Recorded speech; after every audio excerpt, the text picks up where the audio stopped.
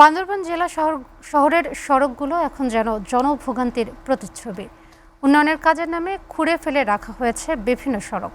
গর্ত, ভাঙন আর ধুলোবালিতে অতিষ্ঠ সাধারণ মানুষ। বান্দরবান থেকে আবু বকর সিদ্দিকের পাঠানো তথ্য ছবিতে ডেস্ক প্রতিবেদন। বান্দরবান পৌরসভার বিভিন্ন সড়কে তৈরি হয়েছে ছোট বড় অসংখ্য গর্ত ও খানাখন্দ। উন্নয়নের ছোঁয়া পাওয়ার কথা থাকলেও বাস্তবে দেখা যাচ্ছে উল্টো চিত্র। বিভিন্ন এলাকায় সড়ক খুঁড়ে ফেলে রাখা হলেও শেষ হয়নি কাজ। ফলে শহরের বিভিন্ন সড়কে তৈরি হয়েছে ঝুঁকিপূর্ণ অবস্থা। ধুলো বালিতে একাকার হয়ে যাচ্ছে পুরো শহর। এতে চরম দুর্ভোগে পড়েছেন পথচারী ও স্থানীয় বাসিন্দারা।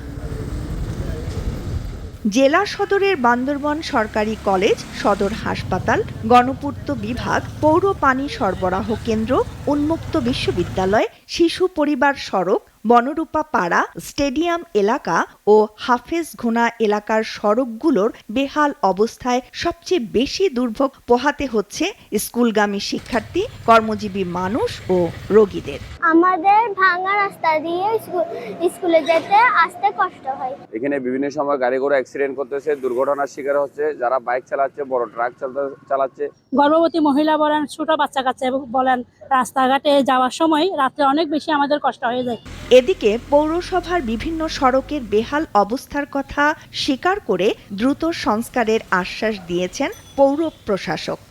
আমরা বর্ষার পরপরই আমরা রাস্তাগুলোকে একটা অ্যাসেসমেন্টের আওতায় এনে কোথায় কোথায় আমাদের রাস্তাগুলো ক্ষতিগ্রস্ত হয়েছে সেগুলো অ্যাসেস করে আমরা সেগুলো রিপেয়ারের উদ্যোগ নিই।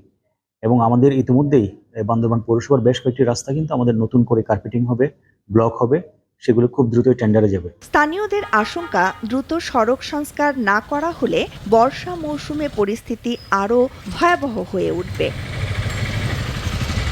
STV news desk.